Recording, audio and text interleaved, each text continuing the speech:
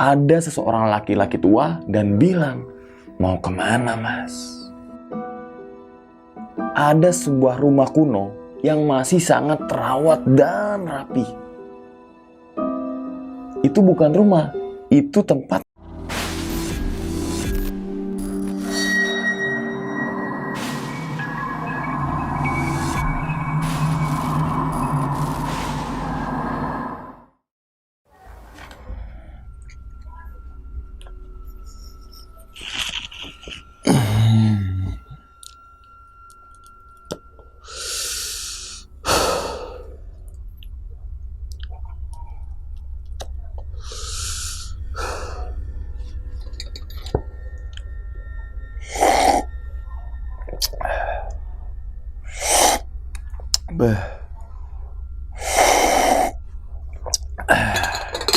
Kopi Lombok mantep emang.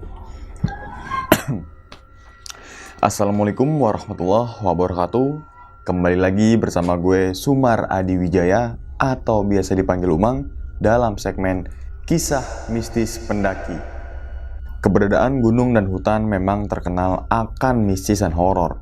Oleh karena itu tidak aneh, banyak kesaksian para penjelajah maupun pendaki gunung memiliki kisah horor di setiap perjalanannya. Gunung Lawu terletak di perbatasan Provinsi Jawa Tengah dan juga Provinsi Jawa Timur. Lebih tepatnya di antara 3 kabupaten tuh teman-teman semua, yaitu ada Kabupaten Karanganyar, Kabupaten Ngawi, dan juga Kabupaten Magetan. Gunung Lawu ini memiliki ketinggian 3.200 mdpl dan memiliki 3 puncak, yaitu Hargo Dalem, Hargo Dumiling, dan puncak tertinggi bernama Hargo Dumila. Serta Gunung Lawu mempunyai 5 jalur pendakian, yaitu Cemoro Sewu, Cemoro Kandang, Candi Cetok, Jogorogo, dan juga Singo Langu. Gunung Lawu juga menyimpan misteri pada masing-masing dari ketiga puncaknya, dan menjadi tempat yang dimitoskan sebagai tempat sakral di tanah Jawa. Hargo Dalem diyakini sebagai tempat pamoksan Prabu Brawijaya Pamungkas, sedangkan Hargo Dumiling diyakini sebagai tempat pamoksan Ki Sabdo Palon, dan sementara Hargo Dumila diyakini merupakan tempat yang penuh misteri yang sering dipergunakan sebagai ajang menjadi kemampuan olah batin dan meditasi. Setiap orang atau pendaki yang hendak pergi ke Gunung Lawu harus memahami berbagai larangan tidak tertulis, baik bersifat perbuatan maupun perkataan. Bila pantangan itu dilanggar oleh si pelaku atau oleh si pendaki itu, diyakini bakal bernasib naas. Sedangkan tempat-tempat lain yang diyakini misterius oleh penduduk setempat, yaitu Sendang Inten, Sendang Derajat, Sendang Panguripan, Sumur Jatalunda, Kawah Chandra di Muka, Rapat Kemanasan atau Cakra Surya, dan juga Pringgodani. Kehadiran pasar setan di Gunung Lawu menjadi pembicaraan hangat di kalangan para pendaki. Banyak para pendaki yang pernah mendengar suara bising seperti berada di pasar. Bahkan tidak jarang mendengar orang-orang yang menawarkan dagangan saat melakukan pendakian di Gunung Lawu itu. Menurut kepercayaan masyarakat sekitar, apabila kita mendengar suara bising di atas Gunung Lawu, sebaiknya buanglah salah satu barang yang kita punya sebagai orang yang sedang melakukan transaksi barter. Sebelum kita memasuki ke ceritanya, gue pengen kasih tahu dulu nih ke teman-teman semua. Flanel dan juga topi ini adalah produk dari Hoodieku. Dan produk Hoodieku juga merupakan produk asli dari Indonesia. Gimana sih cara dapetin semua produk dari Hoodieku nih? Teman-teman semua bisa aja langsung pergi ke marketplace yang tersedia seperti Tokopedia, Shopee, Lazada, maupun Instagramnya Hoodieku. Jadi tunggu apa lagi? Mau tampil lebih keren dan juga lebih fashionable? Nih, gue rekomendasiin Hoodieku aja. Kita langsung masuk aja ke dalam ceritanya. Ngopi horor segera dimulai.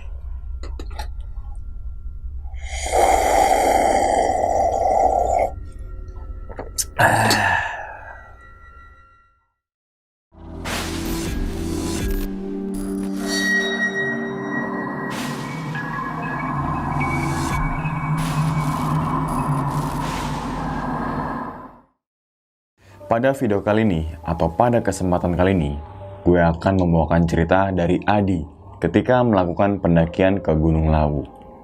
Pada tanggal 14 Desember tahun 2019, Adi dan dua rekannya yaitu Ketel dan juga Eki berniat untuk mendaki gunung yang berada di antara Timur Tengah alias di Jawa Timur dan juga Jawa Tengah.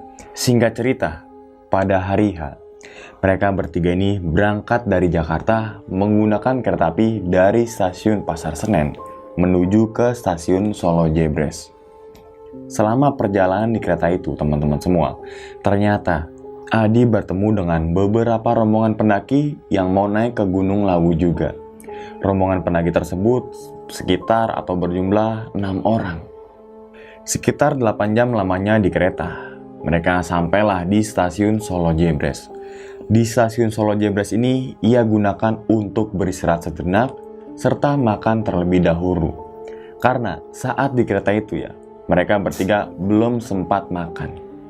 Setelah istirahat dan ngobrol-ngobrol bersama 6 pendaki yang ia temui saat di kereta, akhirnya sepakat untuk menyewa mobil atau mencarter mobil yang berada di depan stasiun Solo Jebres menuju ke basecamp pendakian Lawu yaitu Cemoro Sewu. Perjalanan dari stasiun Solo Jebres menuju ke basecamp Cemoro Sewu membutuhkan waktu sekitar 2 jam lamanya. Nah, di dalam mobil charteran itu ya, mereka ini semua itu tertidur dengan pulas gitu. Ada yang ngorok, ngiler, ngigo, sampai difoto-fotoin tuh sama teman-temannya untuk kenang-kenangan. Singkat cerita, sekitar jam 11 malam, akhirnya mereka semua sampai di basecamp Cemoro Sewu. Di basecamp Cemoro Sewu ini, mereka semua langsung istirahat dan tidur agar bisa recovery tubuh untuk pendakian di keesokan harinya.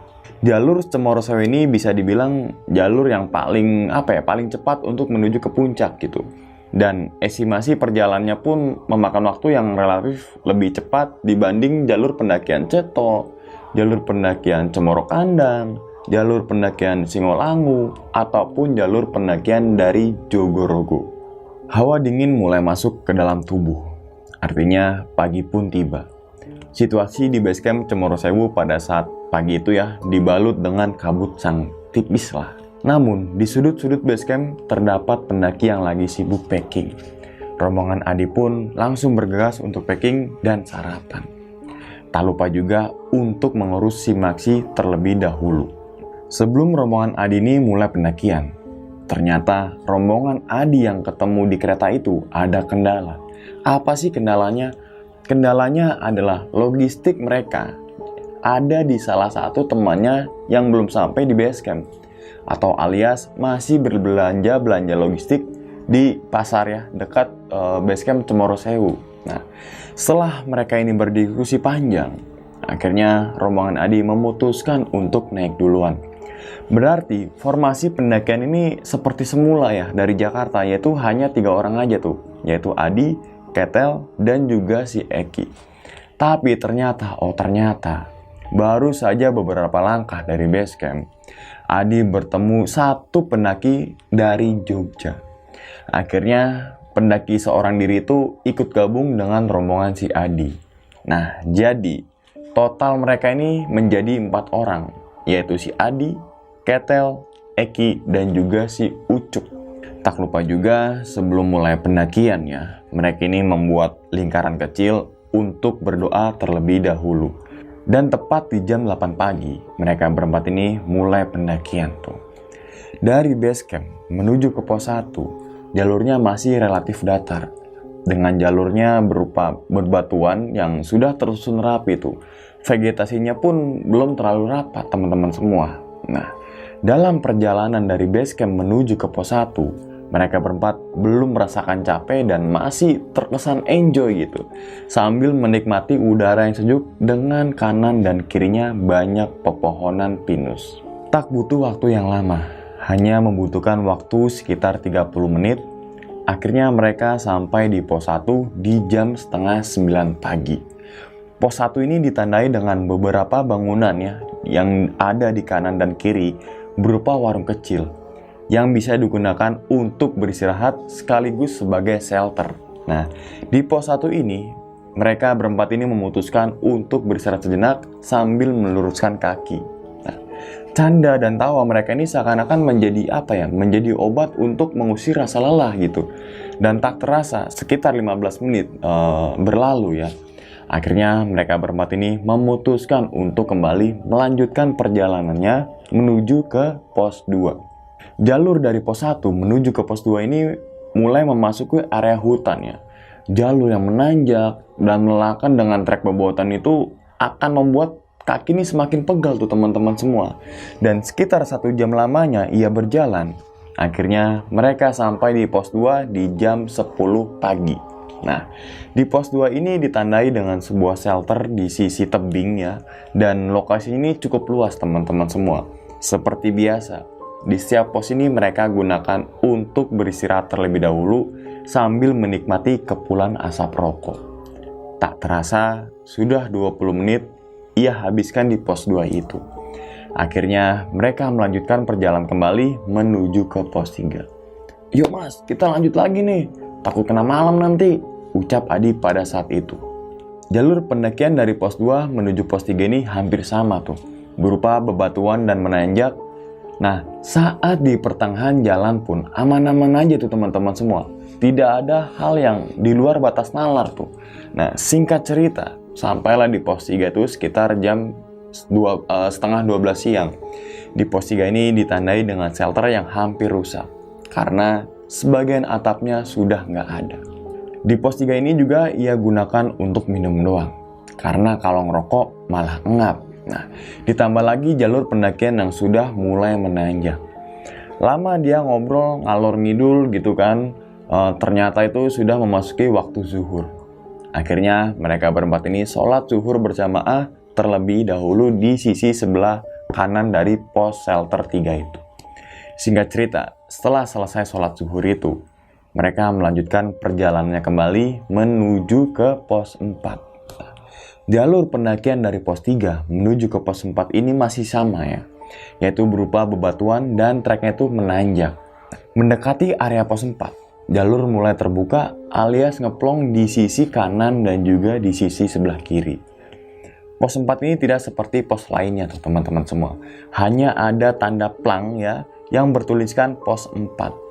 Dari pos 4 menuju ke pos 5 tidak membutuhkan waktu yang lama, hanya sekitar 30 menit saja. Nah, dari pos 5 menuju ke pos 6 derajat, jalan itu udah mulai landai dan hanya memakan waktu sekitar 15 menit tuh. Singkat cerita, sampailah mereka di pos Sendang Derajat. Nah, pos Sendang Derajat ini adalah salah satu mata air yang ada di Gunung Lawu. Meskipun berada di puncak Gunung Lawu ya, tapi mata airnya itu tidak pernah habis ataupun kering. Walaupun musim kemarau dan diambil secara terus-menerus oleh para pendaki dan juga para peziarah. Air Sendang Derajat ini dipercayai dapat memberikan keajaiban bagi orang yang meminumnya. Nah, mau percaya atau tidak, kita harus menghormati dan menghargai kearifan lokal setempat. Di pos Sendang Derajat ini juga terdapat bangunan yang berupa bilik-bilik kayu tuh untuk mandi. Nah, karena para peziarah disarankan untuk menyiram badannya dengan air dalam hitungan ganjil. Konon katanya, jika kita mandi di Sendang Derajat itu, maka derajat kita akan naik. Nah, setelah istirahat dan berdiskusi singkat ya, si Ucup ini kawan mereka yang dari Jogja itu memutuskan untuk jalan duluan gitu, agar dapat lapak untuk mendirikan tenda. "Saya duluan ya mas, buat diriin tenda, sampean bertiga ini ngambil air aja," ucap si Ucup. Nah, "Oh ya udah mas kalau gitu," ujar Adi ya saat itu. Nah, sementara Adi, Ketel, dan juga Eki ini masih packing-packing untuk mengeluarkan tenda ataupun yang lain-lainnya yang akan dibawa oleh si Ucup. Setelah packing selesai, akhirnya Ucup melanjutkan perjalanan menuju ke tempat camp yang berada di pos Hargo Dalem. Sedangkan Adi, Ketel, dan juga Eki masih sibuk ngambil air berada di Sendang Derajat. Setelah botol-botol yang mereka bawa sudah terisi penuh dengan air, akhirnya Adi, Ketel, dan Eki ini mulai melanjutkan perjalanan menuju ke pos Hargo Dalem untuk menyusul si Ucup. Singkat cerita, tibalah mereka bertiga di persimpangan jalan antara Hargo Dalam dan juga puncak Gunung Lawu, yang seharusnya mengikuti jalur ke arah kanan untuk menuju ke Hargo Dalam, malah memilih jalur ke arah kiri atau bisa dibilang ke arah puncak Gunung Lawu. Sampai akhirnya mereka ini sadar kalau ini bukan jalan menuju ke Hargo Dalam. Hingga akhirnya mereka bertiga sampailah di puncak Gunung Lawu, yaitu Hargodimila di jam setengah 6 sore, dengan keadaan yang sudah mulai gelap. Tanpa pikir panjang, mereka bertiga pun memutuskan untuk langsung turun menuju ke Hargo Dalam. Di perjalanan turun itu menuju ke Hargo Dalam, mereka bertiga mengalami kejadian di luar batas nalar. Ia mendengar suara seseorang sedang ngetuk-ngetuk kayu tuh. Atau bisa dibilang seperti tukang yang lagi betulin rumah. Akhirnya mereka terus melanjutkan jalan turun sambil mendengar suara tersebut. Adi, Ketel, Eki sama sekali tidak membawa senter maupun headlamp. Karena semua senter dan headlamp ini sudah dipindahkan ke ransel yang dibawa oleh Ucup. Dan tiba-tiba ada sebuah rumah kuno yang masih sangat terawat dan rapi. Awalnya mereka tidak tahu itu rumah siapa dan gunanya itu untuk apa. Saat ingin melewati dan sekedar istirahat di rumah kuno itu, tiba-tiba ada seseorang laki-laki tua dan bilang, "Mau kemana, Mas?" Dengan nada halus dan sedikit agak berat. Adi dan rekannya langsung kaget bukan main tuh. "Kami lagi cari warung Boim, Mbah. Soalnya teman saya di sana bawa tenda," ucap Adi dengan nada sedikit takut. "Kalau ke Boim, turun lagi, lurus terus ke bawah, tapi jangan terlalu malam," jawab laki-laki itu sambil masuk ke dalam rumah kuno. Adi dan kedua rekannya pun langsung pamit. Gak lupa juga, ia mengucapkan terima kasih dan langsung melanjutkan perjalanan turun. Namun anehnya, setelah 30 menit berjalan, mereka kembali menemukan rumah tua kuno itu. Dan pada saat itu, ia tidak menemukan laki-laki tua yang ada di rumah tersebut. Dengan rasa penasaran bercampur aduk, mereka terus berjalan melewati rumah kuno sambil ditemani oleh kabut. Nah, jarak pandang itu hanya sekitar 1 meter tuh teman-teman semua. Udah gak pakai headlamp, ditambah lagi dengan kabut, perjalanan malam, wis lengkap lah semuanya tuh. Nah, singkat cerita, akhirnya mereka bertemu dengan pendaki lain dan kebetulan rombongan pendaki tersebut ingin menuju ke Hargo Dalam atau Warung Boim.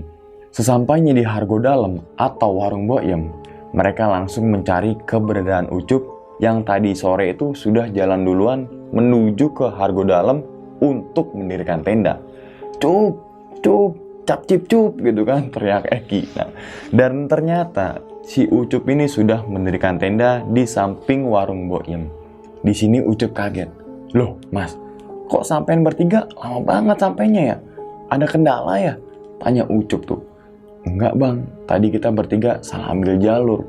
Yang seharusnya ke kanan, malah kita ngambil ke arah kiri," jawab Ketel. "Waduh, Mas, pantesan lama. Yaudah langsung masuk dalam tenda. Tuh, saya udah masakin buat sampean," ujar si Ucup.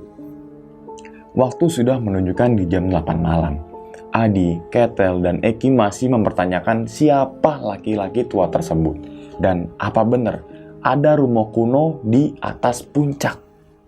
Namun, keganjilan yang mereka alami gak mungkin menceritakan ke si Ucup pada saat itu juga.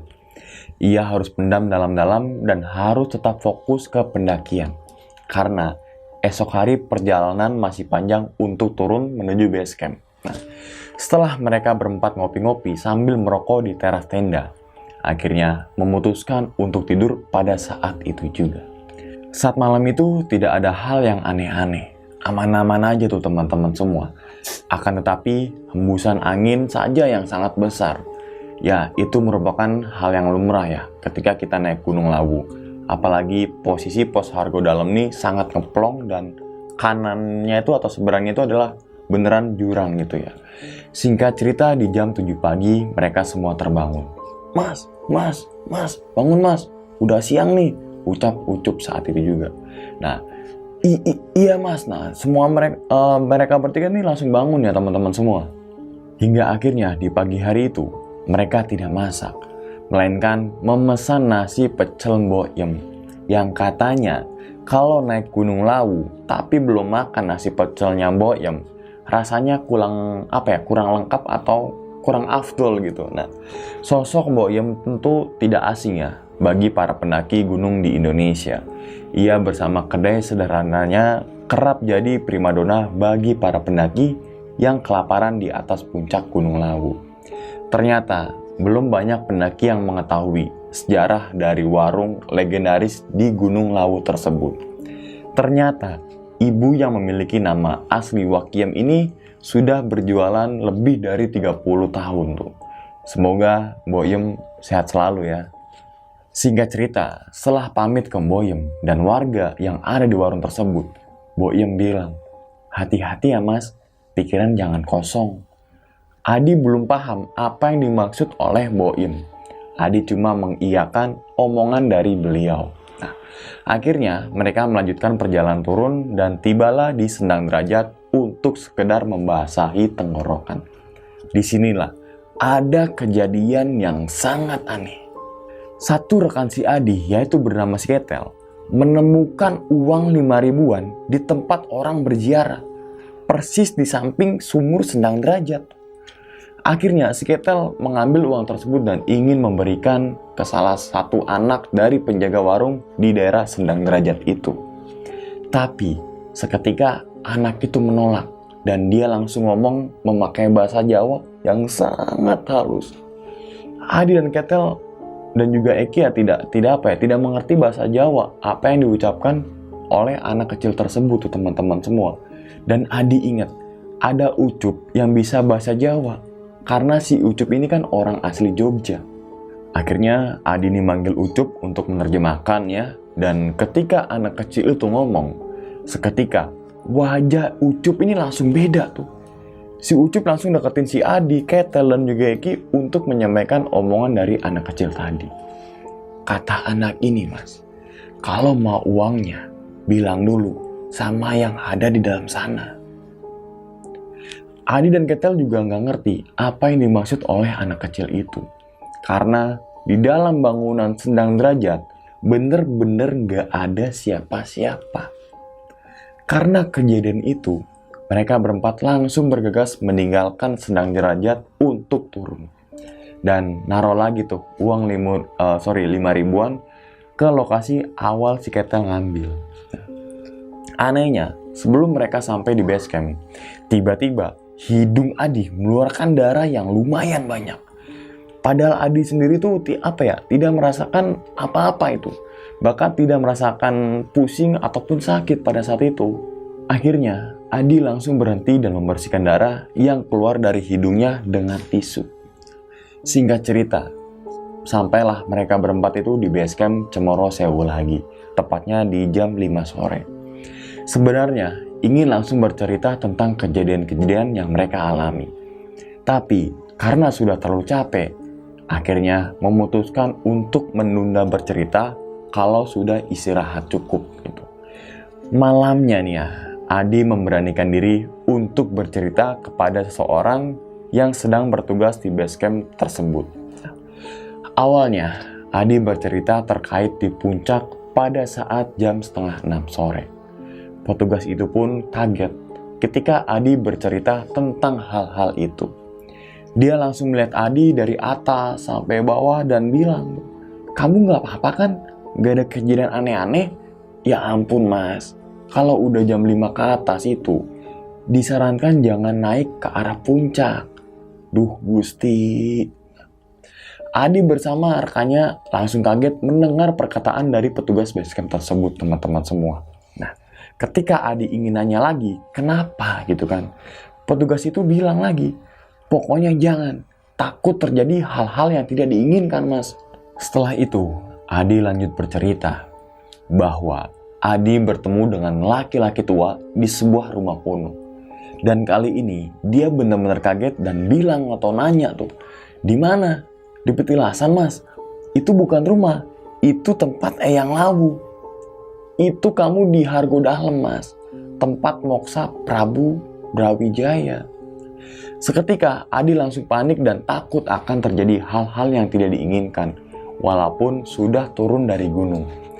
Lalu penjaga basecamp itu pun bilang, kalau niat kamu baik, kamu pasti ditolong. Tapi kalau niat kamu dari awal jelek, kamu mungkin akan gak bisa pulang dan akan hilang, Mas. Adi dan teman-temannya langsung merinding sejadi-jadinya, diselimuti dengan rasa takut. Nah, lalu Adi lanjut bercerita bahwa Adi dan teman-temannya menemukan uang 5.000 di daerah Sendang Derajat.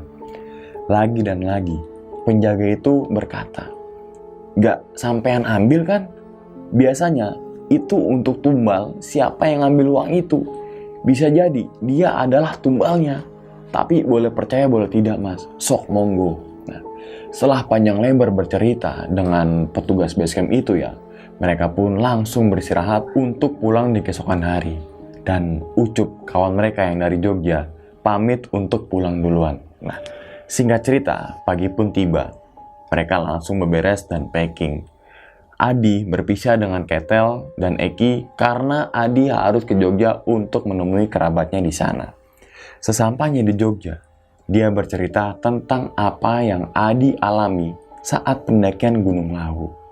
Saat Adi ingin memberitahu dan menunjukkan tisu bekas darah yang ia simpan di tas kecilnya, Adi benar-benar kaget ketika tisu itu sama sekali tidak ada darah tuh. Singkat cerita teman-teman semua, sudah 2 hari lamanya Adi ini berada di Jogja ya. Akhirnya ia pulang ke Jakarta. Alhamdulillah, sesampainya di rumah tidak ada hal-hal aneh yang menimpa Adi beserta 2 rekannya. Nah, itu teman-teman semua cerita dari si Adi ya, ketika melakukan pendakian ke Gunung Lawu pada tahun 2019 bersama kedua rekannya. Apa sih hikmah yang bisa diambil nih dari pengalaman si Adi? Yang pertama itu kita harus safety ya. Safety-nya apa sih? Ya jangan mengandalkan orang lain. Contohnya tadi apa? Contohnya headlamp yang dibawa oleh Adi, Ketel, dan Eki dititipkan sama si Ucup. Nah, ternyata ada suatu kejadian yang dia tuh malah memilih ke arah puncak dan ketemu alam. Akhirnya apa? Akhirnya Adi, Ketel, dan juga Eki tidak menggunakan headlamp karena ya headlampnya sudah dibawa oleh si Ucup. Nah, terus apa lagi sih hikmah yang bisa kita ambil teman-teman semua? Yaitu ya tadi temannya si Aldi mengambil uang 5.000-an ya di dekat sumur Sendang Derajat. Padahal kan ada tiga hal yang harus kita terapkan tuh. Ya, jangan mengambil sesuatu kecuali foto, jangan membunuh sesuatu kecuali waktu, dan jangan meninggalkan sesuatu kecuali jejak.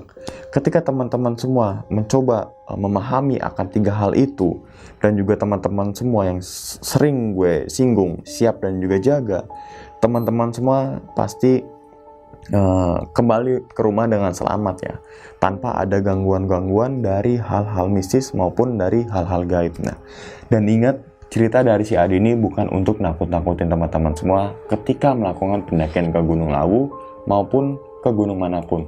Tapi ambillah sisi positifnya dan buang sisi buruknya. Oke, segitu aja teman-teman semua ya pada video kali ini atau pada kesempatan kali ini. Dan nantikan video-video gue berikutnya. Hal gaib itu muncul ketika sugesti kita buruk. Wassalamualaikum warahmatullahi wabarakatuh. Selamat beristirahat. Alhamdulillah.